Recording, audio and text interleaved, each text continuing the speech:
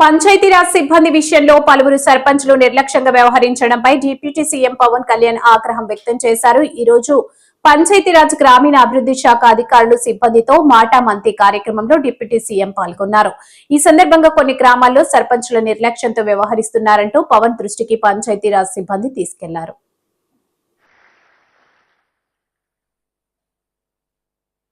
Charge తీసుకున్న తర్వాత నేను అనుకుంది ఇందాక మీరు అన్నట్టుగా పంచాయతీ సర్పంచ్ అయిపోగానే వెంటనే మాట వినరు, మర్చిపోతారని అంటా ఉన్నారు. మీరు దాన్ని బట్టి మీరు కంపేర్ చేస్తే ఒక ఎమ్మెల్యే అయినా ఒక మినిస్టర్ అయినా ఏ స్థాయిలో ఆలోచన ఉంటుందో మీ అందరికీ అర్థం చేసుకోవచ్చు. నాకు భయం వేసింది. ఏం తీసుకుంటే నిర్ణయాలు తీసుకోకపోతే తప్పు అవుద్ది, నిర్ణయం తీసుకుంటే తప్పు అవుద్ది. సరైన నిర్ణయాలు తీసుకోవాలి. సో దీనికి నేను పెట్టుకున్నది ఏంటంటే, ఒక ఫ్రాన్స్లో అనుకుంటే ఎప్పుడు 18th centuryలో ఎప్పుడు చాలామంది ఒక పారిశ్రామిక అంటే వ్యాపారస్తులు అందరూ కూర్చొని ఏం చేయాలి, వ్యాపారాలు ఎలా చేయాలి, ఎక్స్పోర్ట్ ఇంపోర్ట్ మీద మాట్లాడుకుంటూ ఉంటే ఆ స్థానికంగా ఉన్న అప్పటి ఫ్రెంచ్ ప్రభుత్వంతో ప్రతినిధి మన ఇండస్ట్రియల్ మినిస్టర్ కూడా వచ్చి నేను మీకు ఏం చేయాలి మీకు అన్నాడు. అని అడిగితే వాళ్ళు లాసఫే అని ఒక పదం వాడారు. దాని అర్థం ఏంటంటే, నువ్వేం చేయొద్దు, మమ్మల్ని చెడగొట్టుకుని ఉండి చాలు, నీ పని అసలు మా పని మేము చేసుకుని మమ్మల్ని చెడగొట్టుకుని ఉండి చాలు. సో నేను ఈరోజు చేసింది, నేనేదో మంత్రిగా ప్రమాణ స్వీకారం చేసి డిప్యూటీ సీఎం ప్రమాణ స్వీకారం చేసి నేను నా సొంత తెలివితేటలు నేనేం వాళ్ళ చాలా బలమైన నిబద్ధతతో కూడిన అధికారులు ఉన్నారు. చాలా అసలు రిఫార్మ్స్ కావాలి అని చెప్పి ఆకాంక్షించే వెంకటకృష్ణ గారు లాంటి అధికారులు ఉన్నారు. దీనిని ఆయన అనుభవంతో గైడెన్స్ చేసే ప్రిన్సిపల్ సెక్రటరీ గారు ఉన్నారు, శశిభూషణ్ గారు. దీనిని ప్రాక్టికల్గా కేరళ నుంచి వచ్చి అక్కడ మన పంచాయతీరాజ్ వ్యవస్థ ఎంత బలంగా వీళ్ళునుకుందో మనకు తెలుసు. ఆ అనుభవం ఇక్కడ మన కృష్ణతేజ గారి ద్వారా, కమిషనర్ గారి ద్వారా రావడం. సో నేను జనరల్గా ఏం చెప్తారంటే, నేను వచ్చినప్పుడు గతంలో ఎలా ఉండేదని అడిగాను, చాలా రివ్యూస్ చేశాను. చేస్తే వాళ్ళు ఏం చెప్పేవాళ్ళు అంటే, ప్రతిసారి మైక్ చిన్న బ్లాక్ మైక్ ఉండిపోయింది.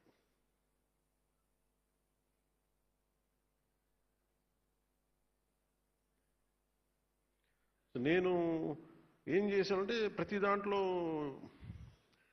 ట్రాన్స్పరెన్సీ లేదని. ఒకటి రాగానే ఇందాక మీరు అడిగినట్టుగా మనకి ఈ టెంపరీగా కూర్చొని అవుట్సోర్సింగ్ ఎంప్లాయీస్ నా దృష్టికి వచ్చింది, మాకు జీతాలు రావట్లేదని.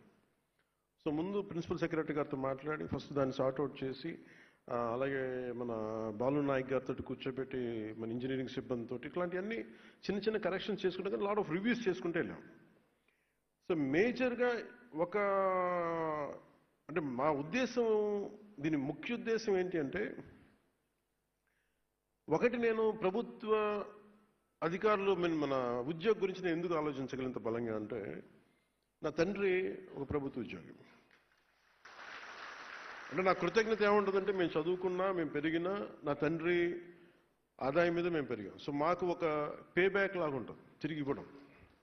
సో నేను ఎలా ఇవ్వగలను తిరిగి? ఒకటి మనం సమాజానికి చేసేది, ప్రజలకు చేసేదితో పాటు ఈ ఆంధ్రప్రదేశ్ రాష్ట్ర ప్రభుత్వ ఉద్యోగులకి నాకు సంబంధించిన శాఖ వరకు నేను ఏదైనా చేయగలను అనేది ఇప్పుడు ఒకటి ఉండేది.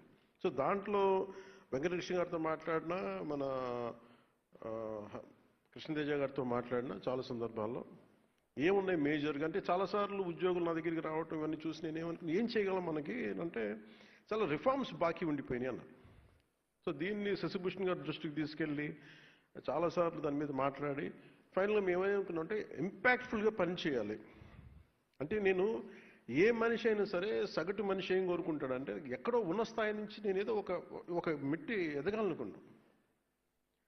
ఎక్కడేసిన గొంగలు అక్కడే ఎట్లా అయితే నేను ప్రారంభించానో అక్కడే 20 సంవత్సరాలు నా బిడ్డ పుట్టినప్పుడు నాకు అదే ఉండి, నా బిడ్డ పెళ్ళవుతున్నా కానీ నేను అక్కడే ఉండిపోయాను అనే మాట ఇవన్నీ మనం తరచుగా వింటూ ఉంటాం.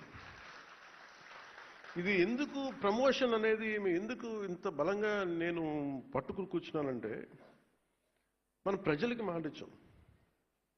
ఇది ఒక పొలిటికల్ స్పీచ్గా నేను చెప్పట్లేదు, కానీ ఒక successive governments continuity of governance. అలాగే ప్రీవియస్ గవర్నమెంట్లో రోడ్స్ కానీ ఇన్ఫ్రాస్ట్రక్చర్ కానీ డెవలప్ చేయలేదు. మేజర్గా నేను విన్నది ఏంటంటే ప్రతి పదవికి ట్రాన్స్ఫర్కి ఒక రేట్ కార్డు ఉందని నేను వినేవాళ్ళం. నాకు చాలా ఆశ్చర్యంగా ఉండేది. కష్టపడి చదువుకొని ఉద్యోగాలు వచ్చిన తర్వాత ఒక ఊరి నుంచి ఒక ఊరికి ట్రాన్స్ఫర్ అవ్వాలంటే రేట్ కార్డు ఉంటుంది, అంటే ఒక ఈ ప్రమోషన్ కావాలంటే ఒక రేట్ కార్డు ఉంటుంది. అసలు ఇది పోవాలని మనస్ఫూర్తి కోరుకున్నాను. సో నేను with the guidance of Shashibhushan sir, మా ఓఎస్డి వెంకటకృష్ణ గారితో, కృష్ణతేజ గారితో కూర్చొని నాకు ఎంత ట్రాన్స్పరెంట్గా మనం ఇవ్వగలం. ₹1 పంచాయతీ ఖర్చు పెడితే రోడ్లు పడాలి, రోడ్లు వేసిన కాంట్రాక్టర్లకి అంటే వెంటనే మీరు డబ్బులు ఇవ్వకపోయినా కనీసం వాళ్ళ సకాలంలో వాళ్ళ డబ్బులు వాళ్ళు కాంట్రాక్ట్ చేసిన పెట్టిన పెట్టుబడి డబ్బులు ఇచ్చేయాలి. అలాగే పిఆర్ ఉద్యోగులు కానీ రూరల్ వాటర్ సప్లై కావచ్చు, మన రోడ్లు వేసే శాఖ కావచ్చు, ఎవరికైనా సరే దాదాపు మన పిఆర్లో అవుట్సోర్సింగ్ దగ్గర నుంచి రెగ్యులర్ ఎంప్లాయీస్ అందరితో కలిపి దాదాపు 1,70,000 మంది దాదాపు అన్ని చూస్తే గ్రామీణాభివృద్ధి విభాగం ఇవి అన్ని లెక్కలు తీసుకుని దాదాపు 2 lakh ఎంప్లాయీస్ ఉంటారు మన దగ్గర అవుట్సోర్సింగ్తో కలుపుకొని. సో దీంట్లో ఎగ్జామ్స్ రాసి వచ్చి వీళ్ళందరికీ మనం పదోన్నతి ఎలా ఇవ్వాలి, ట్రాన్స్పోర్ట్స్ ఎలా ఇవ్వాలి అని కూర్చున్నప్పుడు పాపం దీనికి వెన్నెముకలాగా పనిచేసింది వెంకటకృష్ణ గారు. అంటే మన అదృష్టం ఇంకా ఈ భారతదేశం ఇంకా వ్యవస్థ అంటే మనకున్న ఈ పొలిటికల్ ఇన్వాల్వ్మెంట్కి వీటికి ఇంకా వ్యవస్థలు బలంగా ఉన్నాయంటే వెంకటకృష్ణ గారు లాంటి అధికారులు ఇంకా ఉండటం వల్ల వాళ్ళు ఏం కోరుకోరు. వాళ్ళు నేను పాపం ఆయన వచ్చినప్పటి నుంచి ఆయన తపన ఏంటంటే సార్ రిఫార్మ్స్ రావాలండి, ఏదైనా చేయాలి, మీ టైంలో రావాలి, ఇదే చెయ్యాలి, పాపం తెగబడేవాడు. సరే నేను రెగ్యులర్గా రోడ్ల మీద తిరుగుతాను, జనంతో పిటిషన్స్ తీసుకుంటాను, అది అందరిని కలుస్తాను. కాబట్టి దీనికి మేమందరం కలిసి ఇది ఒక్కళ్ళు చేసింది కాదు. నేను అనుకుంటే సరిపోదు. నాలాగా చాలామంది గొప్ప ఆలోచనలు మంచి ఆలోచన ఉండొచ్చు, కానీ అంత సమర్థత కలగా అంత ఇంటిగ్రిటీ ఉన్న ఒక అధికారుల సమూహం చాలా చాలా ఎసెన్షియల్. ఈ రోజున మీరు థ్యాంక్స్ చెప్తున్నారు అంటే నేను ఒక ఇనిషియేట్ చేయగలను. నేను చేసింది